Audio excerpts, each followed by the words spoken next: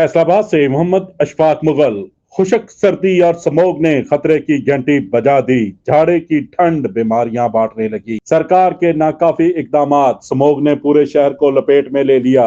हर शख्स खांसी, गले, नजला, जुकाम, बुखार में मुब्तला। डॉक्टरों ने खतरनाक वायरस की तस्दीक कर दी।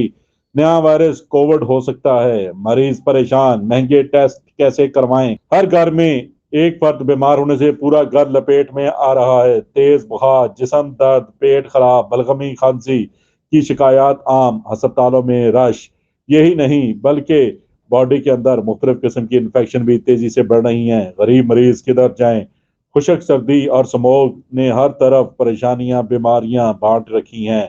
घरों से निकलना मुहाल। धुआं उगलती फैक्ट्रियां, इंडस्ट्रियां, भुट्टे, गाड़ियां और कूड़ा क्रिकेट को आग लगाने वालों के खिलाफ मौसर ठोस कार्रवाइयां न होने से शहर बीमारिस्तान बन गया। हर शख्स परेशान। सरकार फौरी नोटिस ले और धुआं छोड़ने वाले जितने भी यूनिट हैं इनको फौरी बंद किए जाएं। जबकि फैसलाबाद में अद्वियात की किल्लत का भी सामना हो रहा है। अस्पतालों में खुशक सर्दी से बचाव और टेस्ट मुफ्त किए जाएं ताकि मरीज बआसानी अपना इलाज करवा सकें। देखते रहिए GS न्यूज। इस वीडियो को लाइक करें, हमारे चैनल को सब्सक्राइब कर बेल आइकन जरूर प्रेस करें।